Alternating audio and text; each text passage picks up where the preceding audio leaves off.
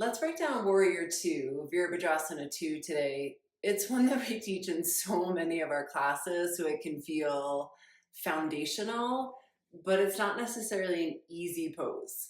We ask students to bend deeper, open the hips, track the knee, but when the pose isn't aligning well, it's often coming more from the foundation. So we'll build Warrior 2 from the ground up because that's where the organization really starts.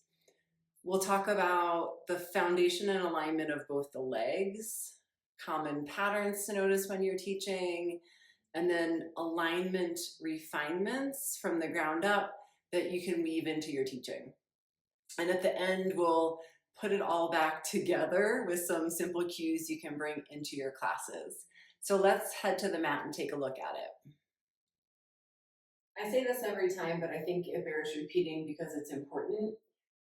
A reminder that there's no one right way to do the pose. This isn't about forcing a certain shape. It's about finding ways to see the bigger picture with your students' bodies and the poses, see how the alignment shows up in each pose, and then offer ways that support the student in helping them find some more ease and comfort or stability within that shape. Okay, Warrior 2. Legs wide, toes forward, front knee bent. So let's take a look at some of the common patterns that we see in Warrior 2. And the front knee, I think, can be a telltale sign for a lot of these pieces. In general, we're looking for the front knee to track down the center of the foot. But a really common pattern here to see is that front knee tracking inwards, right, away from the outer hip.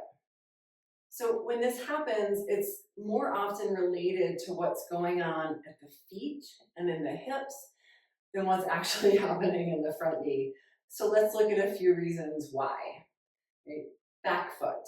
So common pattern we could see here is the back toe is actually turning in external rotation towards the back end of the mat. As soon as I do that, my front knee wants to fall in. Because for most bodies, we don't have that mobility within the hips to be taking the back foot back and also trying to take the front hip into external rotation. Right? So we're having less space to open the hips and the knees falling in. So something I'll commonly cue here is to pick up the back heel, just the heel, and slide it back. And then we get a little bit more internal rotation in the back thigh. And as I was talking about that, I just wonder if sometimes we cue, because there is this opening of the shoulders and hips towards the long end of the mat. But when we cue the hips to be fully open, it might encourage students to turn the back foot back because it does open the hip. So maybe just something to play with. Sometimes what we're trying to cue and what lands in students' bodies, I know from my own teaching, can be two totally different things. Okay, so back heel, back a little bit, and that gives you a little of that internal rotation of the back thigh. A little more room for the front knee and hip. Another pattern you can see here is that we tend to see a little collapse into the inner arch. That can show up like the outer edge of the foot peeling away a little bit from the mat, or looking like a little compression through the back knee. Simple cue here, press through the pinky edge of the back foot, lift a little through the inner arch, and we get the whole back leg to wake up, and a little bit more support through that whole inner line of the back leg. Okay, front foot. Sometimes the weight here just shifts inward or outward, right? It's just not always even by nature. So just notice where the pressure on the front foot seems to be. If a lot of pressure is on that inner edge, the big toe mound of the front foot, it could encourage the front knee to track inward a little bit more from there. So press through the pinky edge of the front foot also.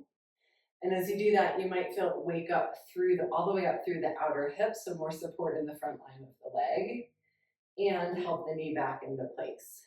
So root through the front foot, press through the pinky edge of the foot. You could even cue a little lift through the inner arch on the front foot here to see what happens, or feel it in your own body and see what happens.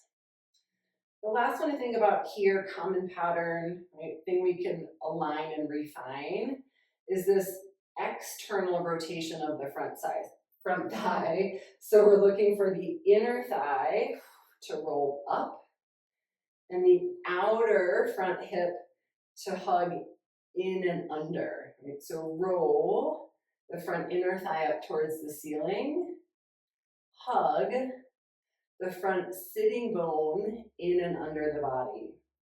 So when we align the feet and the hips, so often the knees take care of themselves. Give these a try in your own body, see how it feels. I think that often is so helpful when we take it to our students. Okay, let's summarize and just bring it all back together. What to watch for, cues to try when you're teaching Warrior Two. Right? First, look at the feet and the front knee. This can tell you so much about the organization of the pose. Right? The back foot, look for that slight internal rotation of the back foot, the thigh and the hip. That'll give the pelvis so much more space to open. The cue here, angle the back heel, just the heel, back an inch or two towards the back of the mat. And then you'll notice more space in the hips. Right? Also on the back leg, look for that connection on the outer edge of the back foot. If that's peeling away from the mat, you can cue root through the pinky edge of the back foot and notice what that does for the engagement of the whole back leg. Third, the front knee. If it's tracking inward, it might be related to both the foot and the thigh. So cue to anchor through the front foot, press a little bit more through the pinky edge to wake up the outer hip. Then roll the inner thigh up towards the ceiling. That'll get you that little bit of external rotation, and that can help bring the knee back into alignment. So when Virabhadrasana 2 is built from the ground up, the front knee can often align itself from there. So start with the foundation and see what happens. In another video, we'll look at this in triangle pose and just start to see how some of those same principles show up again and again in our standing poses. If this kind of breakdown is helpful for you, it's what this whole Teaching Yoga Alignment series is about, and the playlist is below. We'll see you in the next one.